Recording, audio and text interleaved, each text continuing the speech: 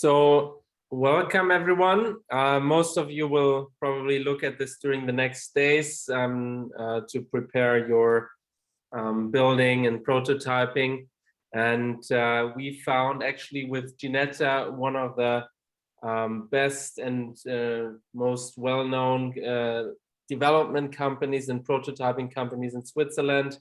I don't know, you have more than 50 people working on these topics. They built some of the best apps in Switzerland. The most used one, I think, is from the railway company from the Swiss. And today they will present a little how they do prototyping and how they would solve these hackathon challenges. And I think you can learn a lot from them. And during the 2 weeks, they will be there as mentors, and you can book also workshops and meetings with them. So I think it's very valuable to look at this. So Martin. Perfect, thanks. So yes, as you just mentioned, we're gonna show you our approach of how we think you can win this hackathon. And we're gonna cover these 3 building blocks, like understanding what UX is and what the value it can bring. Then the second one is having a solid concept. And then the third one is how to build a convincing prototype.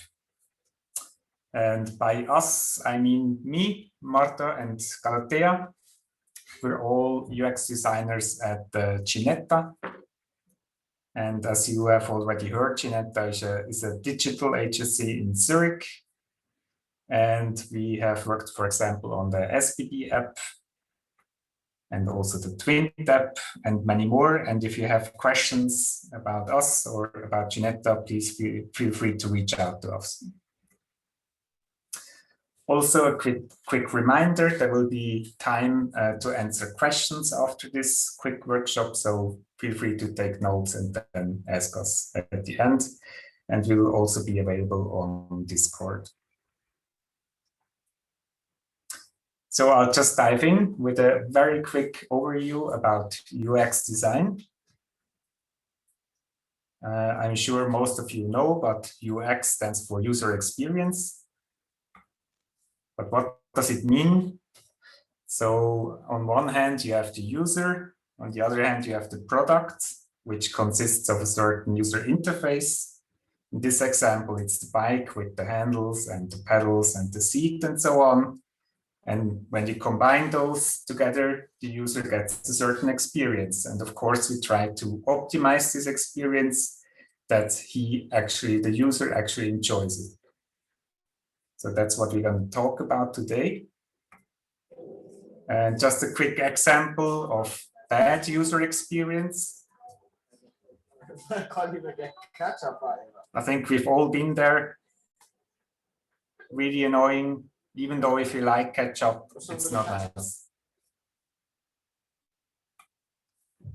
So that means that we actually have to shift this user experience from a more product-centric point of view towards a more customer-centric point of view, which was what Heinz was doing when they actually flipped the bottle and made it squeezable so that the user experience was improved.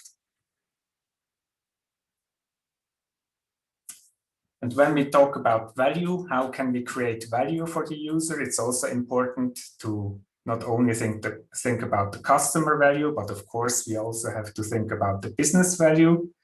And we have to combine those two to create real value at the end. Just to give you some examples about the business value. When they actually flipped those bottles, so a very easy in a way change, they could increase their sales by about 25% per year. To give you some other numbers, in general, there was a study about that focusing on design-led companies. If you spend £100, it can bring back about £225 in return. Or Also, another study says that design-led companies, they actually have an advantage in stock market of about 211% over more traditional companies. So just a few numbers to show that actually focusing on the user and on the customer can also bring back the business value. But now we would like to dive into the customer value and what it actually means. I think you all know these three examples. They're just three examples of very successful apps. And what do they have in common? They all focus on the user and create real value for them. But what does this mean? It's important to know that people don't just buy products to own them, or let's say digital products, but they contract them to do a job. So we need to address this job and to fulfill a certain need that they have. But why? To dig a little bit deeper into that, what does it mean? Why do we need to address those needs? And the answers are emotions. Humans are all driven by emotions at the end.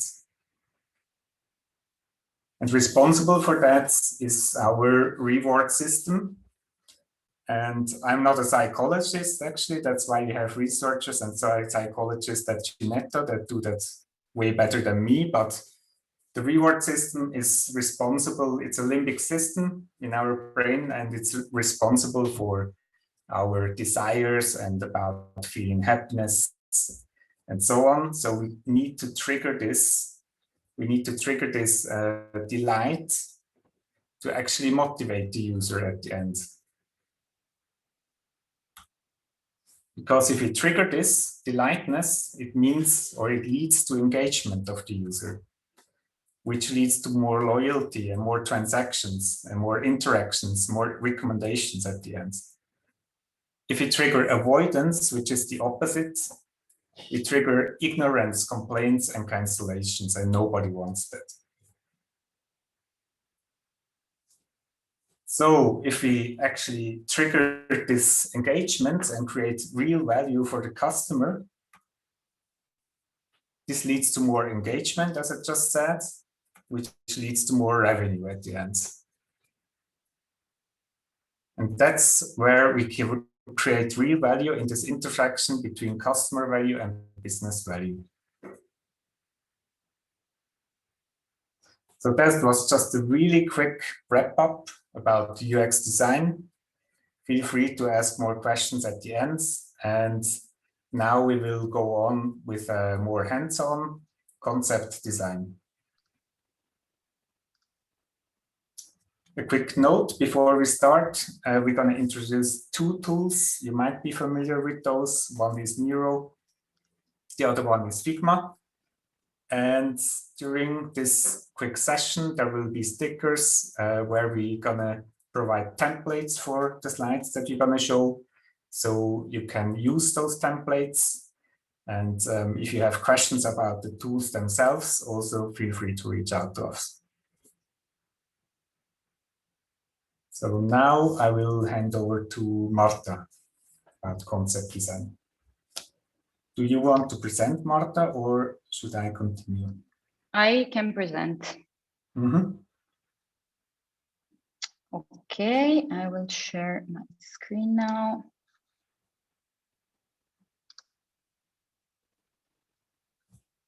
Okay, so let's jump now in the concept design.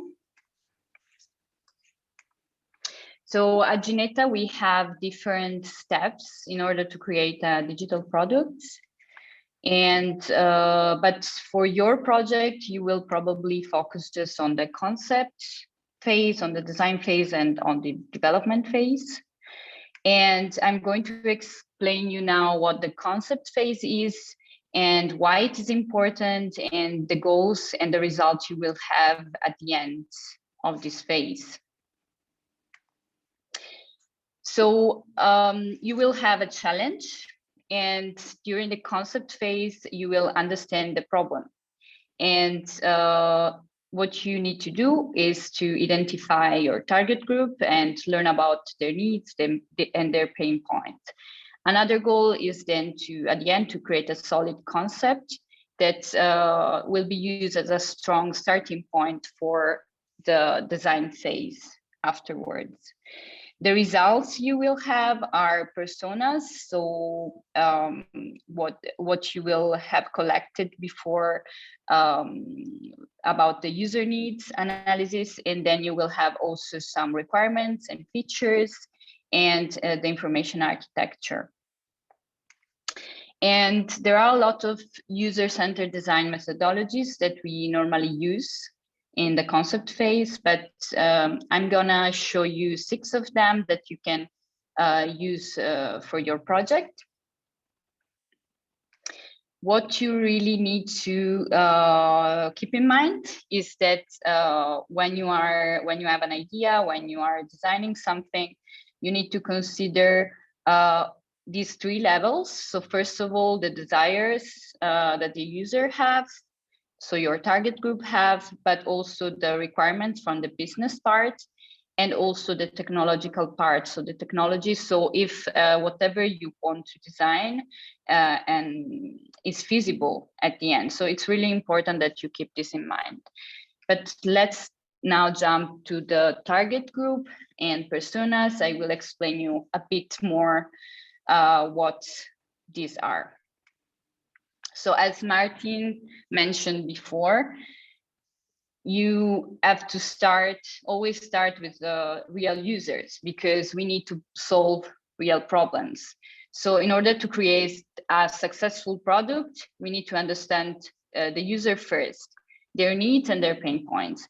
And because at the end of the day, you know, the ones that will use your products are the users. So, and also an happy customer will create also a happy business.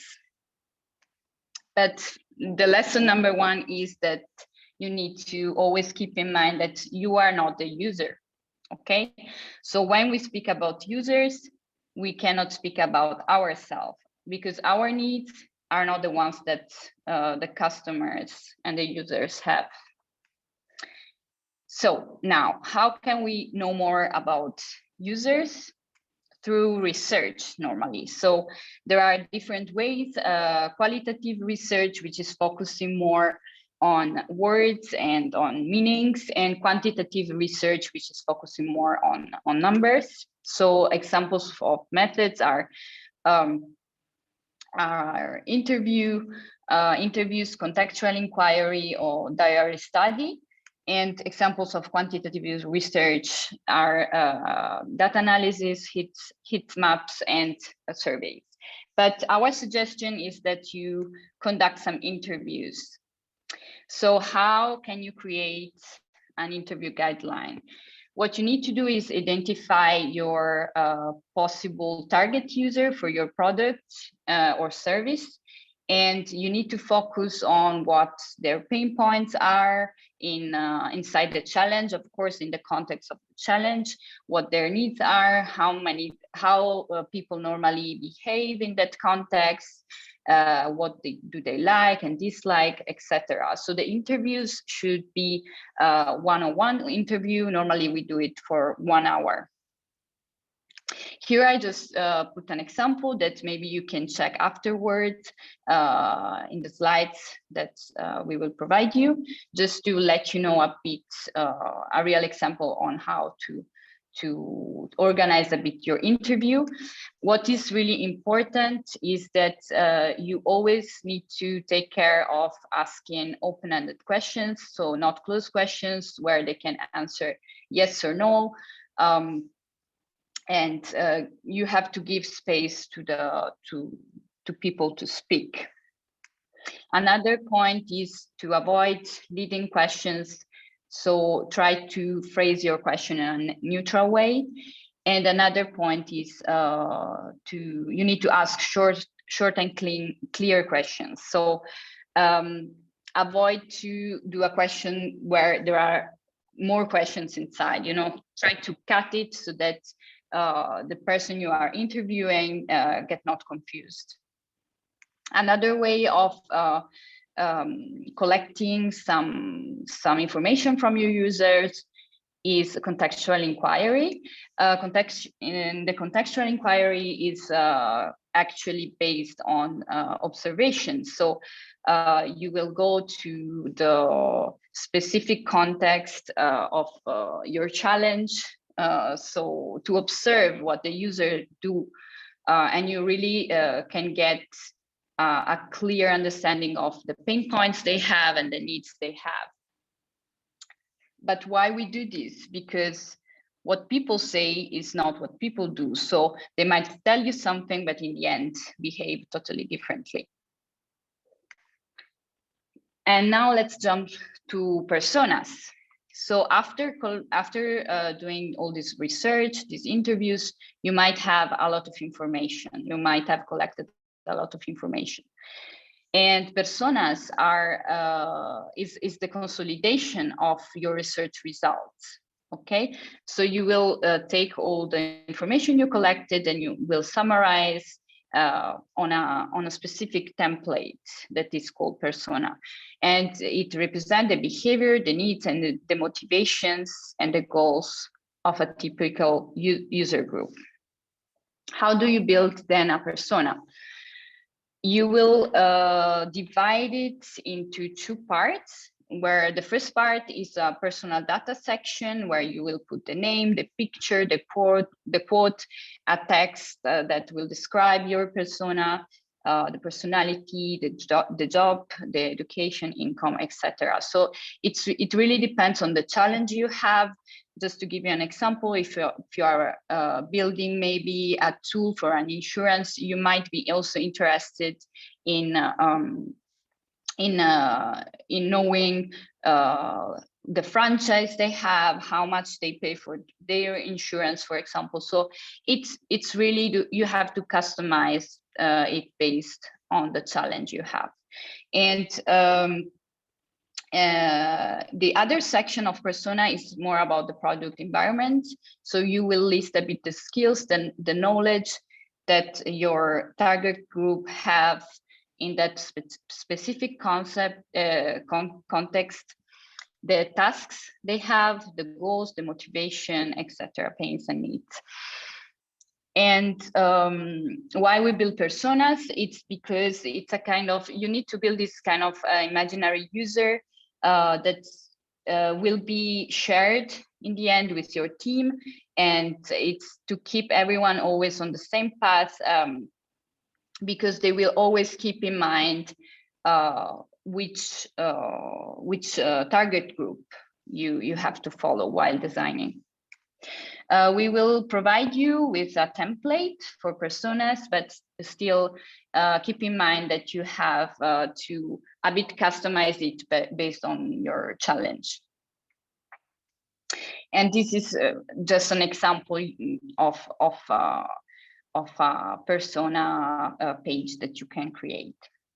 But let's jump now in the value proposition canvas, which is another method that we use normally to create in the concept phase.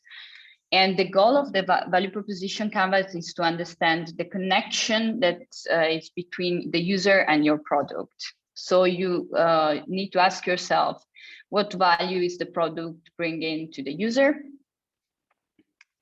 This is the template that you can use, and I'm going to explain you a bit how it works.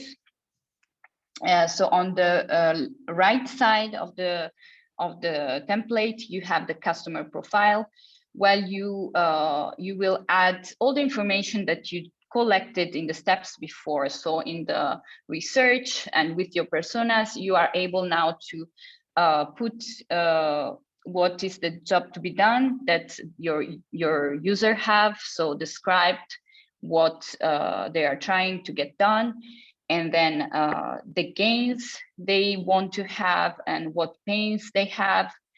And then after you have done this, you go to the left part of the canvas where you have the value map, and there you need to think about what are the pain relievers, what features, what can you do in order to relieve these pains, and what can you do to create the gains that you just listed on the right.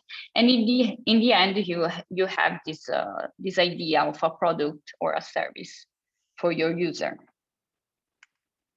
I just put here a very, very simple example that you can check afterwards about value proposition canvas. And you will have, of course, also a template for that in Miro. And now I will show you the competitor analysis method. So what is it? In the competitor analysis, you will find out what is your product benchmark. So how your product is particular, like what is different from your competition. It's really important. And for example, here we have this example of an application for booking events. And what you do is listing all your competitors, and you find out which features they have on their application, on their website. And you really can compare now what are the features that everyone have, what is missing a bit. You know, you can also find out where there is space of improvement. You can also add an idea of a feature that you want for your product and see if also the competition have it already. So here you can really find out the potential of your idea compared to the competition. And you will have also here a template in Miro. Next method is design principles. So these are the design principle are guiding principles that keep the entire team on the same path while you are designing. So they are very strong adjectives that you will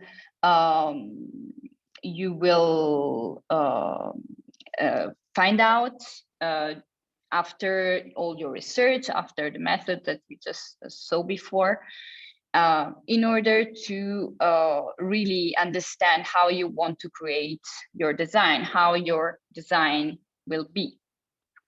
What does it mean? An example, if one of your design principle is efficiency, so efficient, you might say that you want to give to the user the possibility of, for example, complete the configuration in few steps. So through the template that we will provide, you can really do this work of listing. And it's really important also that all the team always keep in mind while designing all these principles that you define. The product vision. So the product vision is a statement, a directional statement, which aims to inspire and motivate the team for a common goal in the end. And having a vision statement for your product will be also very, very useful for showing to the company you are doing the challenge for, that you have an idea that creates real value, because the vision reflects the benefit this product can have on their business. And the questions that you can ask yourself to create this statement are: what is your motivation for creating the product? Or which positive change should it bring about? So how you create this statement, you can say our vision here is to help, to allow, to create, to accelerate. I just put you here an example. I invented this sentence, so I'm not sure if it's really what they want, but just to give you an example, if we take the application of Spotify, their product, we might say that their vision is, our vision is to allow million creative artists to show their art and billion of fans to enjoy it and find inspiration. So it's really an inspirational sentence. Also here you will have a template in Miro, but let's jump on the last part of the concept design phase. Last method is the information architecture. So if you see this screen, probably you would feel a bit confused, too many information, you don't know where to look at. Same thing in this example, you see a lot of features, and especially you need to take time to really understand where to look at, what you need is, and why is it like that? Because probably there was not a lot of work on the information architecture. So I want just to read you this quote to understand a bit better what information architecture is. So the purpose is to help users understand where they are, what they've found, and what's around, and what they expect.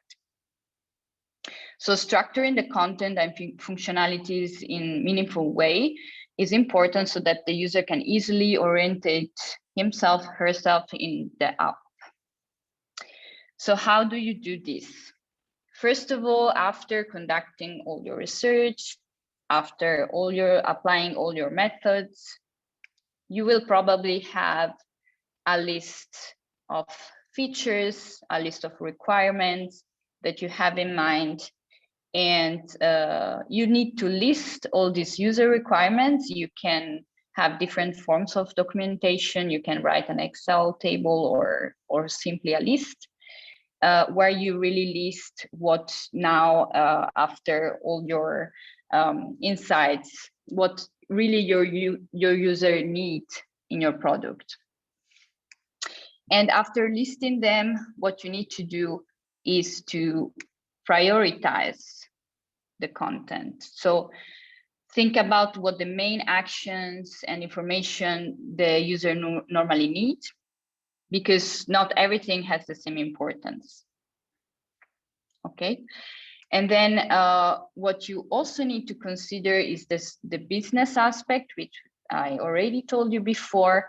For example, maybe the company you work on has some given product structure that you need to consider, and also you need to consider the technical requirements. So if something or if something that you have in mind, some features are feasible or not. Here is an example of information architecture that you can check later. So, but at the same time, we will provide you also a template for that in Miro. Okay, so after going through the concept phase, we can jump to the prototype phase with Gala. Hi guys, so thanks Marta. I'm going to be taking over from here and I'm going to share my deck. Give me a second.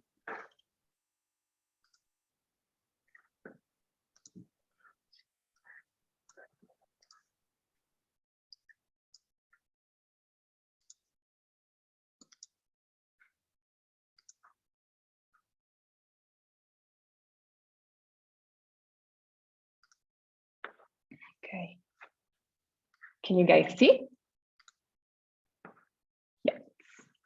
Okay, so it's loading.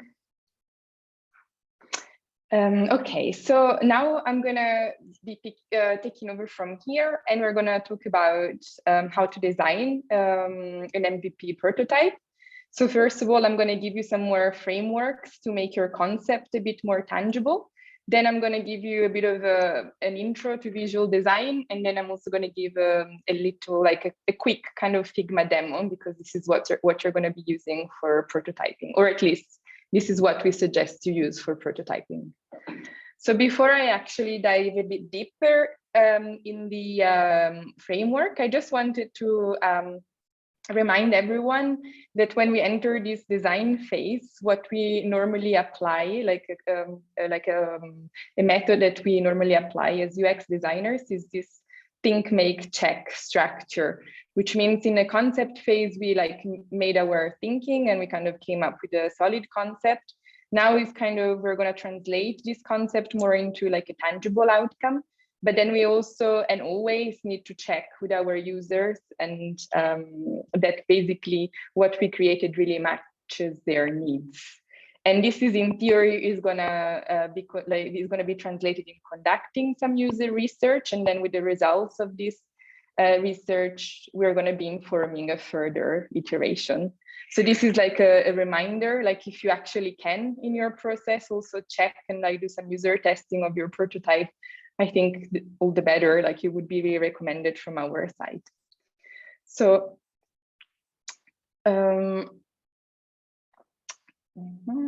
just a second.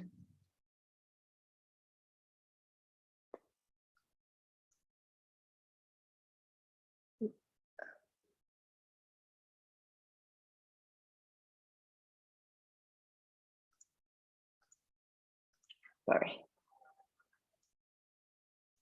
Yes. And next, I wanted to introduce another concept, which I'm sure most of you are going to be familiar with. But nonetheless, I think is very interesting to go over it, is the concept of MVP.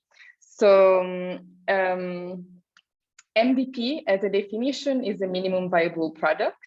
And in practice, what it means is that basically as a UX or a product designer, what you need to really concentrate on is something that reflects more this bottom image. So you want to really create a version of a product that includes and have just enough features to be used by early adopters, early customers. And then these like users see their user needs met straight away. And then each iteration after the first version, then you can improve and kind of build up feature and kind of have a more complete product. That's something that really fulfills really all of the needs of the users. And this is very unlike, for example, what we have here at the top. So we don't really want to create feature by feature and kind of deploy our product in this way. Because then like we are just going to meet the users' expectations and user needs just like, I don't know, 4 or 5 iterations down the line. So this is something that is really pivotal and really crucial to the process and the way we work as UX designers. And I think it's a really nice reminder also for you to keep this in mind when you work on your challenges. So now I'm going to introduce a framework which we call use cases. And with these use cases, we really define is in a way linked to information architecture, but also linked to the user needs. So with use cases, we essentially we are creating or like mapping a series of tasks where the user basically where the user like that the user performs in order to achieve a goal. So in a very schematic way, here we have the user as a kind of an actor or a triggering actor.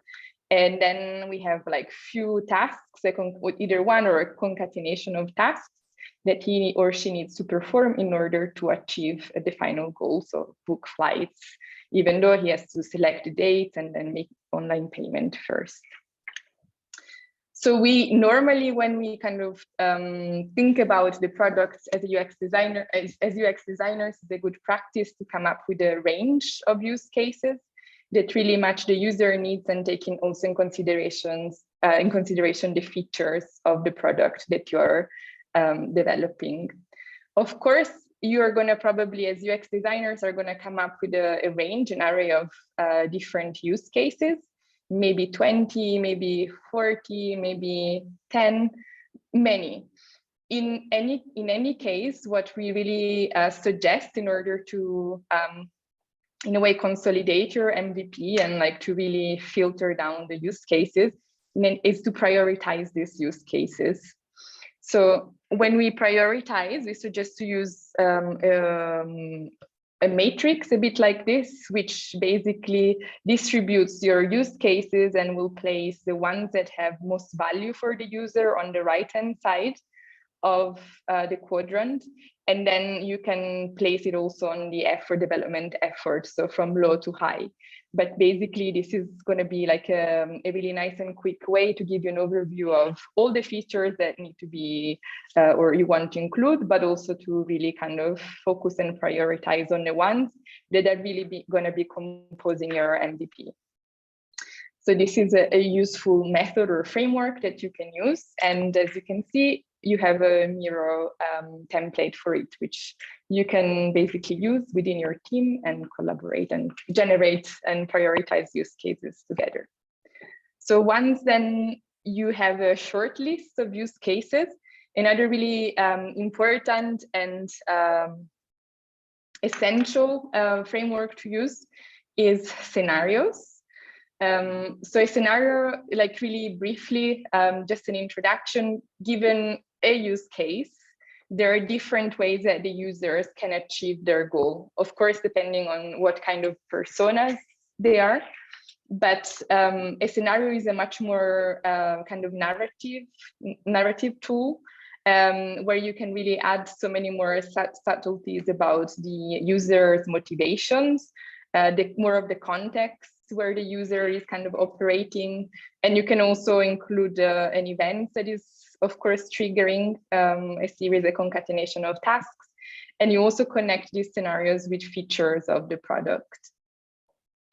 So for example, like you could, for the same use cases, here's just an example slide that you can read like later with more time. But for this, given the same use cases, you could have like a scenario A where there is like one context with one type of user, but also a scenario B with like a completely different set of situations attached to it. So this is going to be a really good narrative to have always at hand and always with you when you develop then your prototype. And all of this is still kind of preparation and is still quite abstract. I've collected a few tasks for you that you can kind of go through. There is a quick link to the canvases on Miro that you can use. And just to briefly kind of give an overview, the first task would be to create 5 to 6 or more use cases, like so simple user tasks. Then based on this range of use cases, you can then prioritize them using the matrix that I presented before. And then with a short list of maybe 1 or maybe 2, you can then kind of create a more detailed story. So like you can create a scenario. And please select the most valuable ones. So the ones that you think are gonna be enabling you to create the strongest MVP.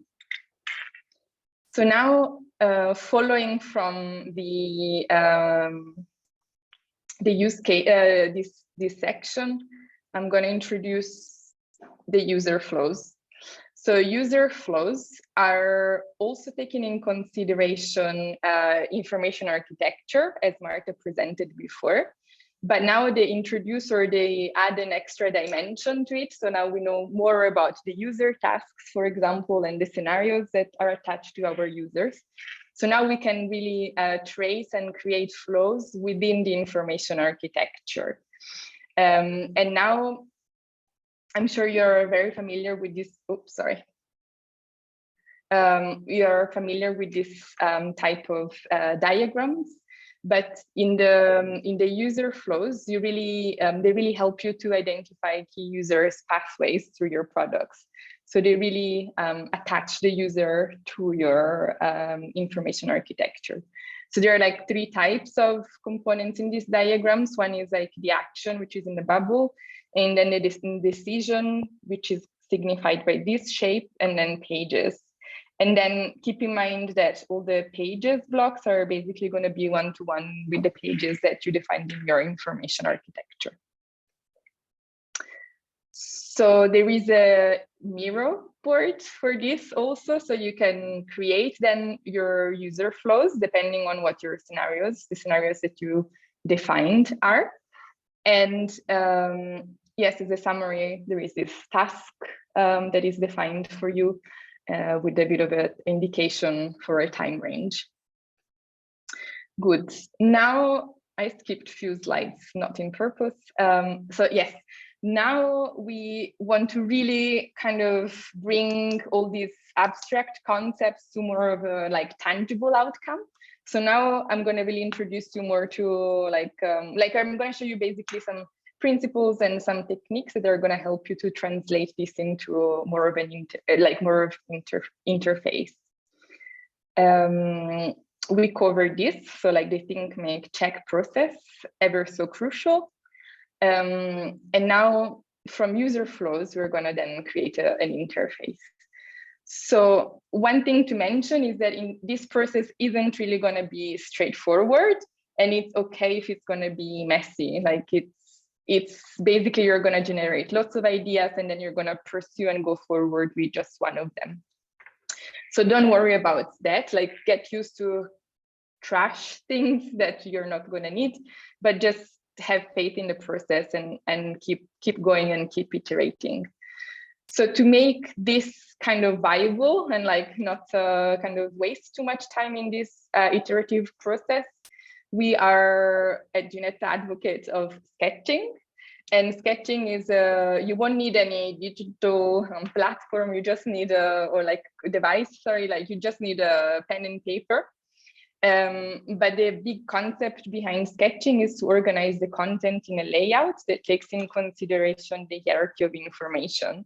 So for sure, you will need all the work, a kind of groundwork that you did before, all the user flows or the information architecture. You should really have it at hand and like really like print it out, put it on the wall, like have it like really at hand. You're always gonna be referring back to it. But actually in the sketching phase, you can really kind of allow yourself to like iterate and kind of make mistakes and start from scratch. There are a few things to keep in mind. The first one is that when you're sketching a flow, like the flow that you decided that you're going to be focusing on, you shouldn't, even though you're going to be working more on like screens and think about the layout and how to compose the layout, you should really avoid to like think about only one screen, but really you should think in flows. So you should always have on the back of your mind how actually all these screens are going to be connecting to one another in order to create a feasible flow for the user. The other thing to keep in mind is just to use minimal visual details. So don't overdo color or like information, just like draft in a really quick way. Don't illustrate too much, don't pay too much attention to details.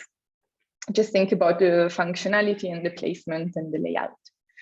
And in conjunction with that is a suggestion to use only the essential text. So just enough text to make the sketches and your plan functional, not more, not less. And then one fourth recommendation, which I mentioned before, and I'll mention again, iterate as many times as you need, really. You should start from scratch at least 4 times. And I think this is going to really ensure that your common solution as a team is going to be strong and a solid foundation for what's next.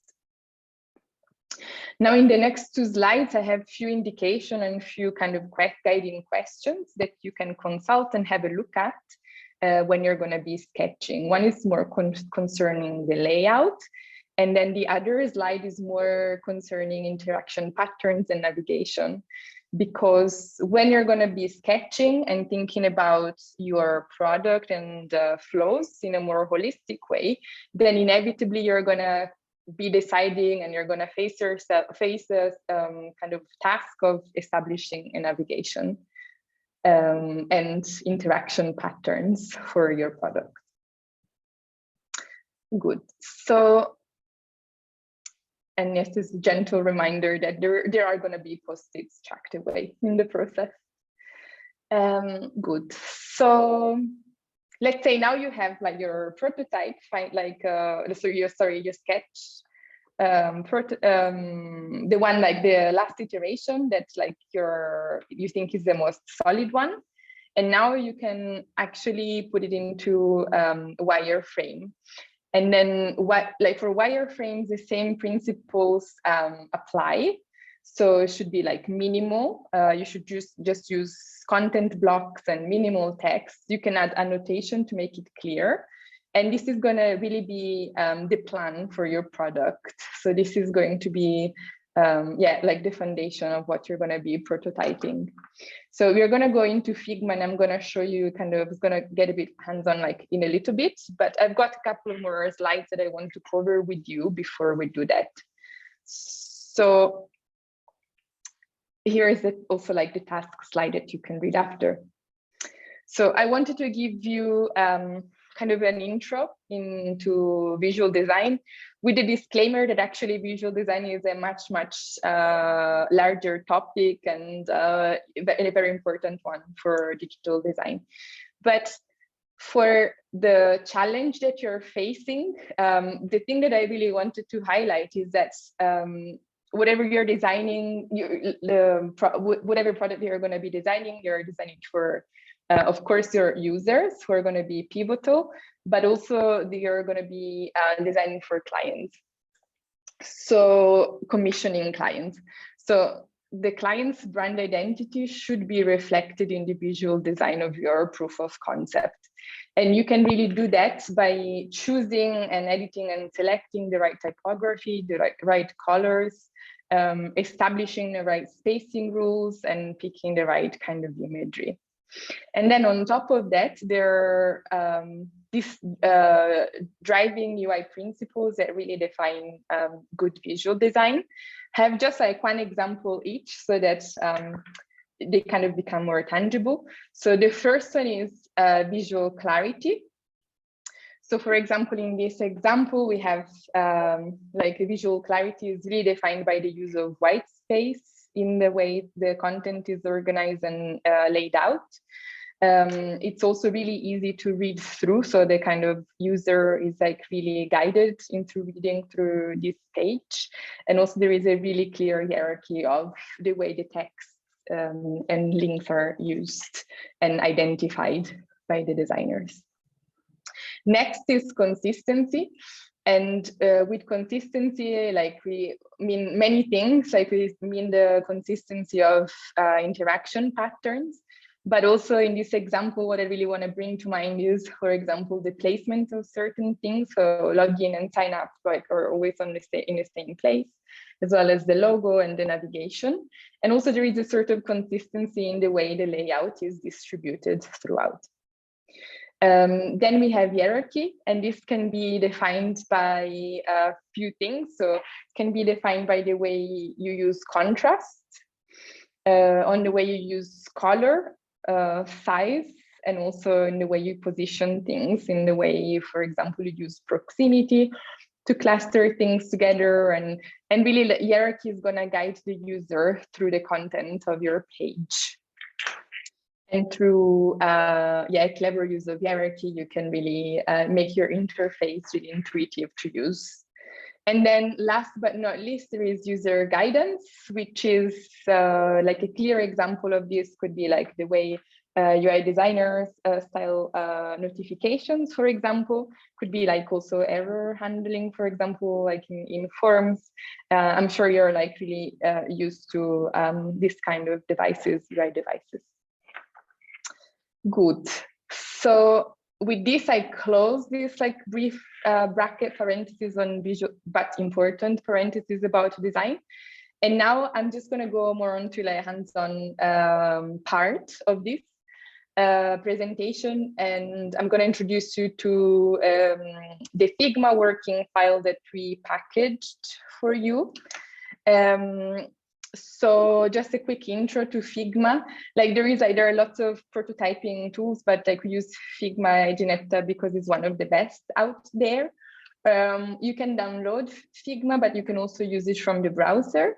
Then you can duplicate the file that we're going to be showing you now. You can set up your team, and then you can start collaborating within it. So now I am going to quickly jump from one thing to the other. Let me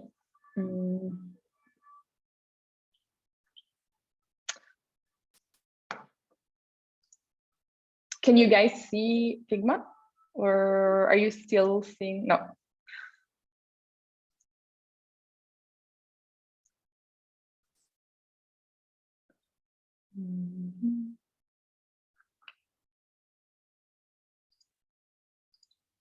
Okay. Need to switch.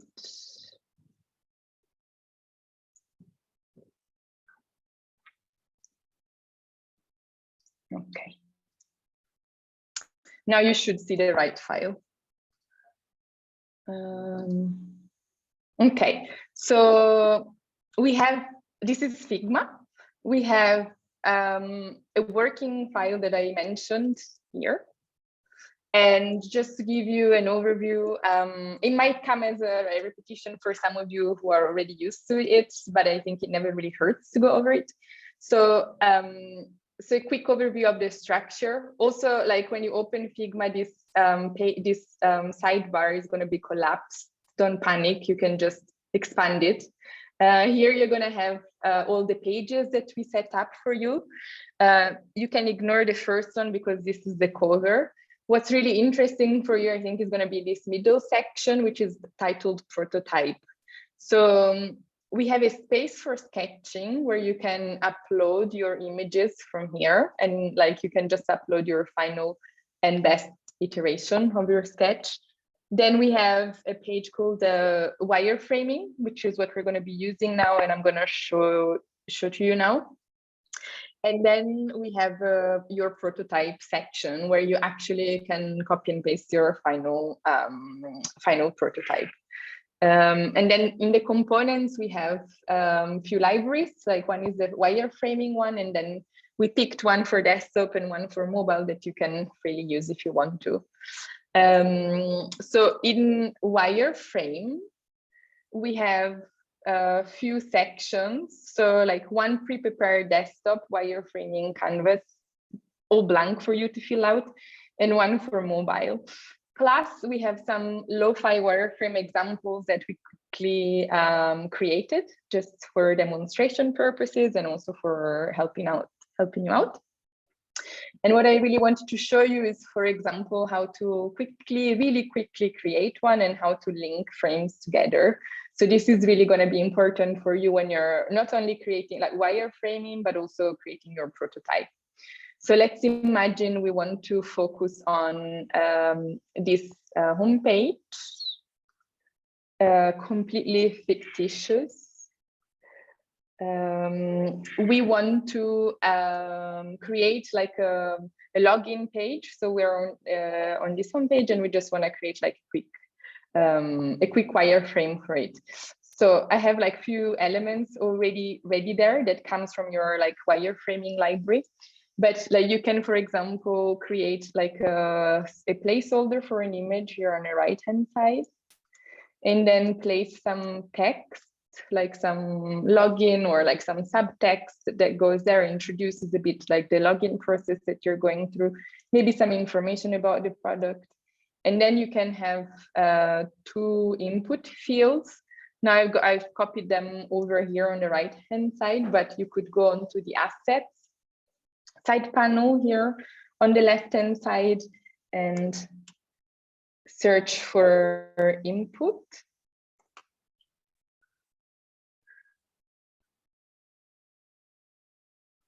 And you can pick and choose the one that you want to use. So for example, we're going to call this password. And then we can place a button.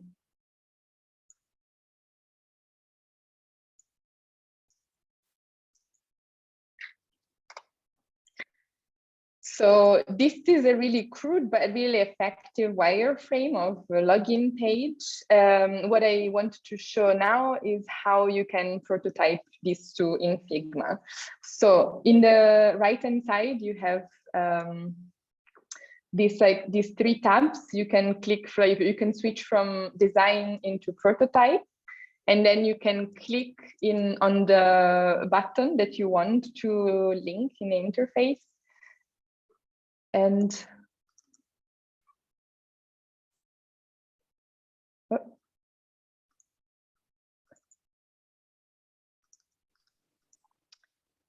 It's not a frame. Oh, sorry, thanks. So you can quickly frame selection. It's a really good point. You can only just work between frames. And then you can link basically one frame to the next. You're gonna automatically have this interaction details panel, where you can basically define what kind of interaction you want to define. And after doing this, if you want to preview, but also if you want to record your prototype, you can click on this play icon over here. And this is going to launch basically a clickable prototype into a different space. So now you can see it when you click on login, you kind of are linked to the next page. So this is a quick overview on what you can do and what you can achieve with Figma, and hopefully gave you like a really good overview of the tools, but also the process that you can kind of use and apply. And just one kind of like a couple of closing recommendations for you. For example, recording your prototype, there is, we kind of collected like some guidelines and some kind of recommendations of like tools that you can use. So there is like a link to a Chrome extension, which we tested and thought was quite cool. And there are like few indications basically and a few kind of steps on how to do that. And then with this, basically, I concluded the last section of this presentation and workshop that we compiled for you. And now you kind of also know how to build a convincing prototype. So few more kind of overview and sort of like just to wrap up this in this workshop, we put together a design sprint timeline that is just like a suggestion you can kind of use as you, if you see fit. So here are just the UX design phase separate from the development phase, and here are like the different methodologies and different phases that we presented to you, and also we have an overview of all the Wireframe. They are linked. These are linked to our packaged canvases and templates, and also like a different format of the timeline. And with this, I think we can open this space for questions. I just wanted to thank everyone for your attention and for your for your presence. And I already see that there are 2 participants raising their hands. I'm just going to quickly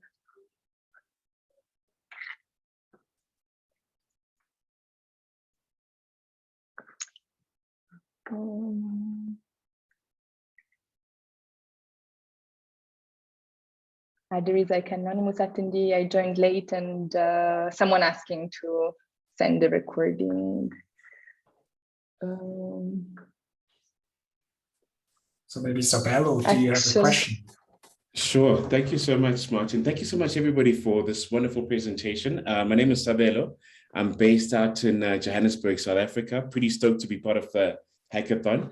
Very quick question. For the purposes of the next 5 days, is the weight primarily on the smart contracts, or is it the entire user experience? I know that, especially based on the information that we've learned today, the user experience is way more important than just how clever our code can be. In your opinion, what do you think we should focus on, given the limited amount of time we've got? It's a really good question that we have also been discussing. And as usual, I think the answer is it depends, because it depends on the challenge, right? If it's more, let's say, front-end heavy or it's more important to put a focus on the user experience and the user interface, or if the focus is more on the technical part of it and the backend.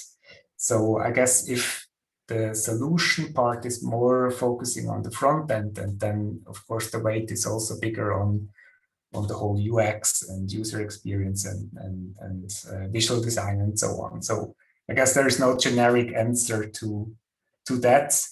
It depends a bit where you put the focus on. Yes, Awesome. so Thank you so much. It's also about really solving the customer problem. So it really depends on what the judges think makes more sense. But of course, the idea and the innovation of the idea is very important. So one part is how innovative and clever the idea is. And one point is the implementation of the idea in terms of also integrating the protocols into it. But I would say it's more important to have a good idea, because the protocols and the experts can help you to make it happen and to do the back end than the entire solution and blockchain part of it. Super. Thank you so much. That answer was exactly what I needed to hear. I really appreciate it.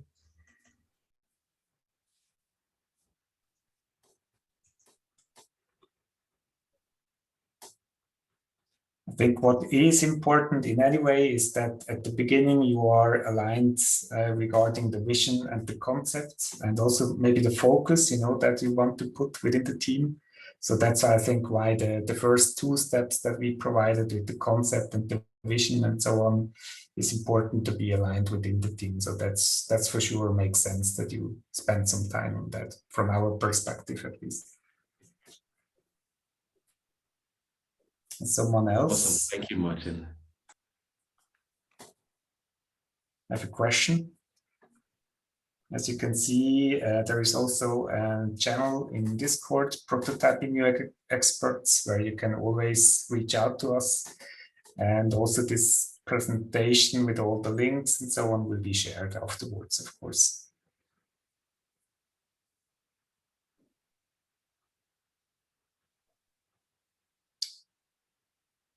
So no further questions for now. Yeah, so if there's no further questions, we will provide this video to you and also to all other participants.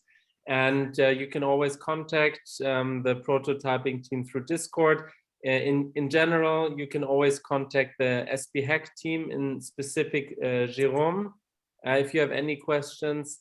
And then also we will offer workshops for prototyping. So if you have like a specific question and you need the expertise of Ginetta, we will organize a meeting and then you can discuss it during the next 2 weeks with them. So they're here to support you. Exactly. Looking forward to see what you will be working on. Yes. Yes. Okay. Thanks a lot. Thank you. Very good. Thanks, guys. Best luck winning the awards. There's a lot of money and other things to win. And you can always contact the Ginetta and prototyping team when you have questions. Please reach out whenever. Yes. Very good. Perfect. Bye-bye, everyone. See you. Bye. Good luck. See you in the next weeks. Good luck, everyone. Bye-bye.